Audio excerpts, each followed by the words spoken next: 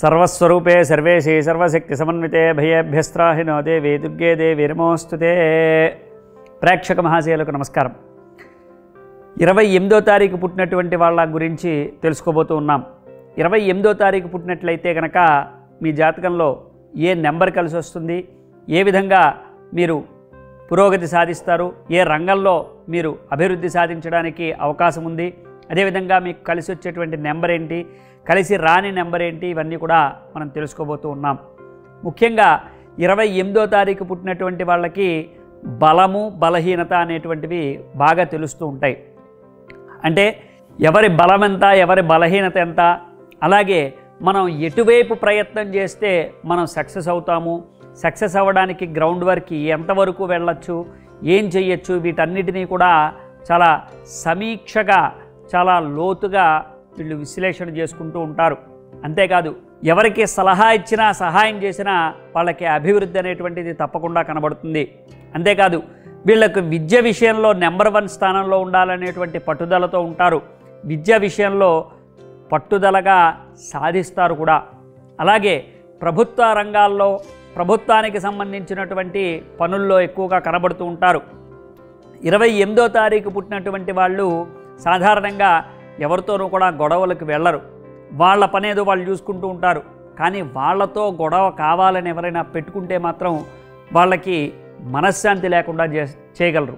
ఎందుకంటే వాళ్ళల్లో ఉండేటువంటి అహంభావాన్ని కావచ్చు, లేకపోతే వాళ్ళల్లో ఉండేటువంటి తప్పుల్ని లేదా వాళ్ళల్లో ఉండేటువంటి కెపాసిటీని ఎవరైనా క్వశ్చన్ చేస్తే వాళ్ళు తప్పకుండా దానికి తగిన సమాధానం చెప్పగలుగుతారు.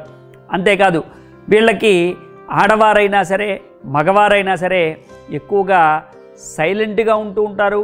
కానీ ఎప్పుడు మాట్లాడాలో అప్పుడు మాట్లాడి తగినటువంటి సమాధానం చెబుతూ ఉంటారు. సరే, ఇదంతా ఒక ఎత్తు అయితే వాళ్ళు కింద నుంచి పైకి వస్తూ ఉంటారు. మొట్టమొదటి నుంచి పని చేసుకుంటూ రావటం, చివరికి వచ్చేంత వరకు కూడా వాళ్ళకి సాటిస్ఫై అయ్యేంత వరకు కూడా చేసి దాన్ని ఎలాగైనా సరే సాధించడం అనేటువంటిది చేస్తూ ఉంటారు. ఉదాహరణకి ఒక వ్యవసాయమే ఉంది.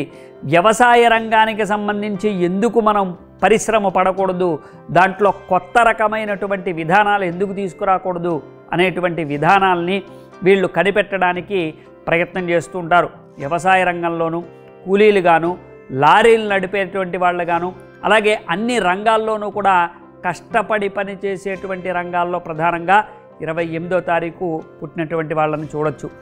కెరీర్ అనేటువంటిది డబ్బులతో సంబంధం లేకుండా వాళ్ళు కష్టపడి పనిచేసి దానికి తగినటువంటి ఫలితం వచ్చేటువంటి ఒక ఆధారాన్ని చూసుకుంటూ ఉంటారు. ఆర్మీలో కూడా ఎక్కువగా కనబడుతూ ఉంటారు 28వ తారీఖు పుట్టినటువంటి వాళ్ళు. అలాగే స్వతంత్ర సమరయోధులుగా కూడా మనం 28వ తారీఖు పుట్టినటువంటి వాళ్ళని చూడొచ్చు. ఎందుకు అంటే వాళ్ళకి నిజాయితీగా ఉండటం, నీతిగా ఉండటం, అలాగే ఒక క్రమ పద్ధతిని అలవాటు చేసుకోవడం, ఇవన్నీ కూడా ఉంటాయి. అయితే చిన్నప్పుడు బాగా అల్లరి చేసినప్పటికీ కూడా పెద్ద అయిన తర్వాత మంచి అలవాట్లే వస్తాయి. అందరితోనూ కూడా కలిసి ఉంటారు, అందరికీ కూడా ఆదర్శప్రాయంగా ఉంటారు. అయితే వీళ్ళకి ఆలస్యంగా వివాహం కావటం, ఆలస్యంగా సంతానం కలగటం, ఆలస్యంగానే సమస్త వ్యక్తిగత విషయాలన్నీ కూడా కనబడుతూ ఉంటాయి. ఒక చోట స్థిరమైనటువంటి ఉద్యోగం అనేటువంటిది ఉండదు. కానీ వ్యాపారమే ప్రారంభ దశలోనే వ్యాపారమే పెట్టినట్లయితే కనుక వీళ్ళు దినదిన ప్రవర్ధమానం అవుతారు. ఎందుకంటే కష్టపడేవాడి విలువ, కష్టపడిన దానికి సంబంధించినటువంటి ఫలితం వీళ్ళకి తప్పకుండా తెలుస్తుంది. అంతేకాదు వీళ్ళ పైన ఎవరైనా సరే ఇంకా తిరుగుబాటుగా లేకపోతే ఏదైనా వీళ్ళని శత్రువుగా భావించినటువంటి వాళ్ళని మాత్రం తప్పకుండా వీళ్ళు వదిలిపెట్టి విస్మరించి వాళ్ళతో ఎప్పుడూ కూడా దూరంగా ఉండడానికి ప్రయత్నం చేస్తూ ఉంటారు. తగినటువంటి సమాధానం చెప్పడానికి ముందుగా ఉంటారు ఎప్పుడూ కూడా. కాబట్టి వీళ్ళని చూసినట్లయితే 28వ తారీఖు పుట్టినటువంటి వాళ్ళు వృద్ధాప్య దశలో వచ్చేటప్పటికి కూడా మంచి పటిష్టమైనటువంటి ఆరోగ్య దశలో ఉంటారు. అయినప్పటికీ కూడా ఎదురు దెబ్బలు ఎక్కువగా తగులుతూ ఉంటాయి. వీళ్ళకి యాక్సిడెంట్స్, వాహన ప్రమాదాలు కూడా ఎక్కువగా కనబడుతూ ఉంటాయి. అలాగే లవ్ ఫెయిల్యూర్స్ కూడా ఎక్కువగా కనబడుతూ ఉంటాయి 28వ తారీఖు పుట్టినటువంటి వాళ్ళకి. కాబట్టి ప్రధానంగా వీళ్ళు ఆంజనేయ స్వామి ఆరాధన బాగా చేసినట్లయితే తప్పకుండా వీళ్ళకి అన్ని రకాలుగా కూడా బాగుంటుంది. ప్రతి నిత్యము కూడా ఆంజనేయ స్వామి ఆరాధన దండక రూపంలో కావచ్చు, చాలీసా రూపంలో కావచ్చు, లేదా దేవాలయానికి వెళ్ళైనా సరే ఆంజనేయ స్వామిని దర్శనం చేసుకున్నట్లయితే వీరికి అన్ని రకాలుగా ఇబ్బందులు అనేటువంటివి తొలగడంతో పాటు అభివృద్ధి అనేటువంటిది చాలా సులభంగా మారుతుంది. అలాగే వీళ్ళు గరుడ పచ్చ లేదా ఇంద్రనీలం రెండిట్లో ఏదైనా సరే గరుడ పచ్చ కానీ ఇంద్రనీలం కానీ 3 క్యారెట్ల లోపల కనుక వీళ్ళు ధరించినట్లయితే వీళ్ళకి తప్పకుండా మేలు జరుగుతుంది. గరుడ పచ్చ అయితే కనుక 3 క్యారెట్ల నుంచి 5 క్యారెట్ల మధ్యలో పెట్టుకోవాలి. అలాగే ఇంద్రనీలమని కనుక చూసుకున్నట్లయితే ఇంద్రనీలాన్ని 3 క్యారెట్ల వరకు మాత్రమే వీరు పెట్టుకోవడానికి బాగుంటుంది. అలా చేసినట్లయితే వీళ్ళు ఏ రోజైనా సరే ఏదైనా సరే కోల్పోతున్నా దాన్ని మళ్ళీ తిరిగి పొందగలిగేటువంటి శక్తిని ఆ జాతి రత్నాలు అనేటువంటివి వీళ్ళకి ఆపాదిస్తూ ఉంటాయి.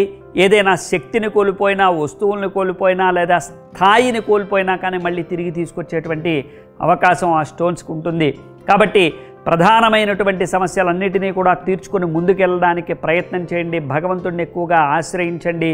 అలాగే వీళ్ళకి కలిసి వచ్చేటువంటి నెంబర్స్ కనుక చూసుకున్నట్లయితే 1, అలాగే కలిసి రానటువంటి నెంబర్ ఏంటంటే 2. కాబట్టి 1వ నెంబర్ని తప్పకుండా పాటించండి. లక్కీ నెంబర్గా ముందుకు వెళ్తూ ఉండండి. కలిసి రానటువంటి నెంబర్ని ఎట్టి పరిస్థితుల్లోనూ కూడా ముట్టుకోవద్దు. ఇలా కనుక చేస్తే మీకు మంచి ఫలితాలు అనేటువంటివి కనబడతాయి. మరిన్ని సందేహాలకి మాకు కామెంట్ రూపంలో తెలియజేయండి. శుభం భూయాత్. జై శ్రీరామ్.